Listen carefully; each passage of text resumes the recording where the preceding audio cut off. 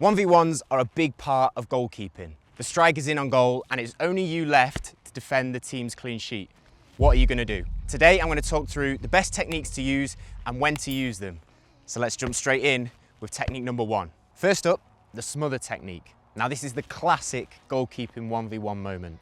The striker takes a big touch, we have a big shout of keepers and we come out with speed and smother the ball at their feet. A couple of things to think about with the smother technique. This is a great technique to use if the striker isn't in complete control of the ball. Say they've taken a big touch or it's a through ball and you think you can get there first, get there as fast as you can and hit it with the smother. You might also use it as a blocking technique when hitting the ball at the same time as the striker. Alisson is a great example of this. But if you think you're not going to get there first, you might not want to use the smother. It leaves you susceptible to getting chipped or for the striker taking the ball round you. One thing to remember, hit the ball with power. Go with speed, be brave.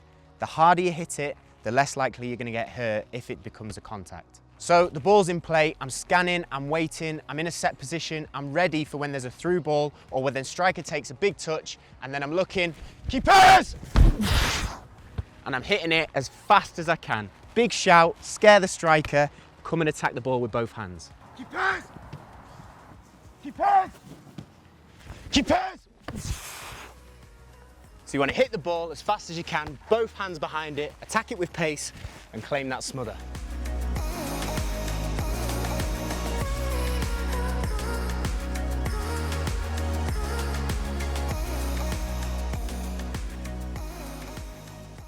Beautiful day for 1v1s as well. Perfect English weather.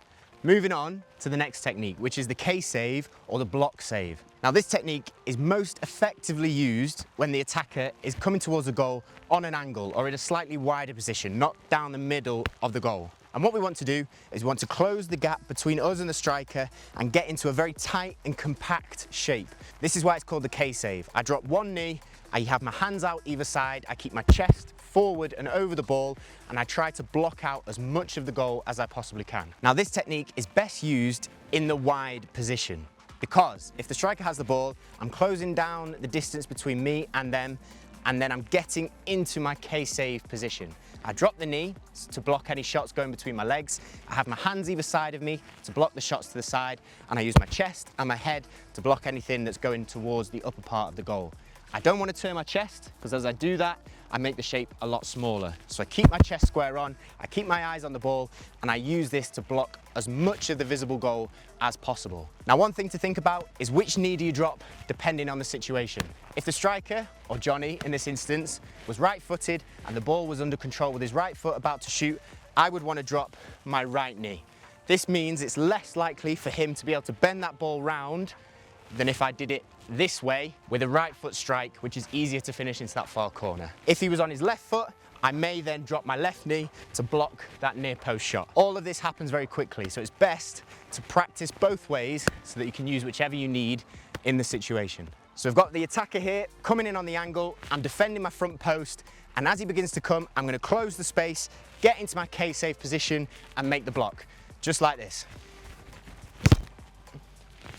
The strike has come off my front foot because he was right-footed trying to go for that bottom corner, but I have my knee down to protect anything going between my legs, my hands to the side to protect anything high, and my chest and my head over the ball to make that shape as big as possible. Alternatively, the striker might be coming in on their left foot, ready to shoot, in which case I'm going to drop the opposite knee like this. Again, the knee went down, blocking that gap and making that block shape as strong as possible.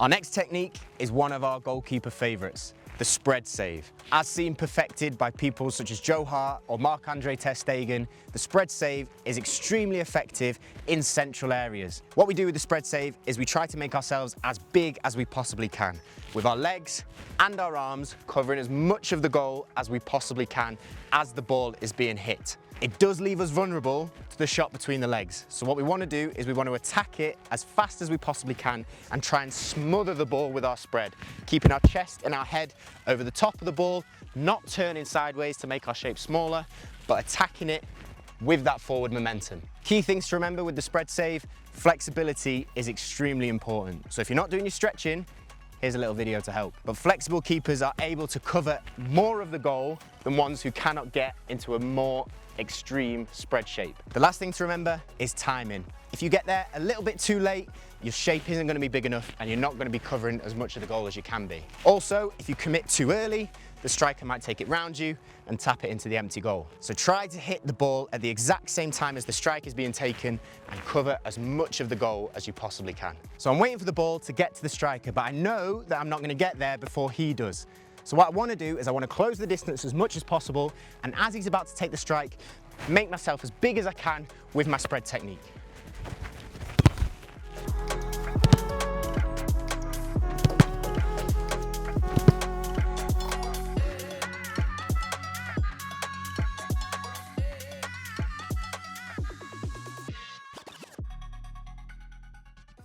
Now our final goalkeeper 1v1 technique is the stand and react. Now you might be thinking, how is this a 1v1 technique?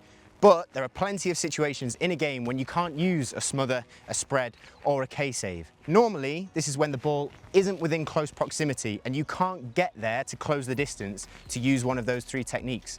So instead, what you need to do is stay big, stand up, trust your shot stopping ability, and react to the striker to make the best save that you possibly can. Now in this situation, I know that I can't get close enough to the striker to pull off one of my other techniques. So what I want to do is be in a balanced set position, keep my weight forward, and I don't want to guess. There's no point in me making it easy for him by thinking it's going to go one way and it just goes straight down the middle. So I want to be balanced, I want to be set, and I want to trust my reactions to make the best save that I possibly can. Hopefully, like this.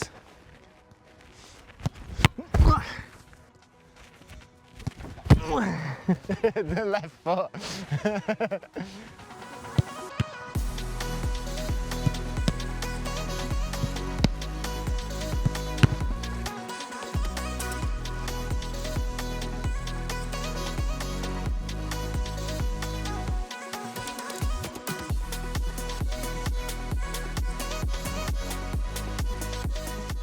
So there you have it.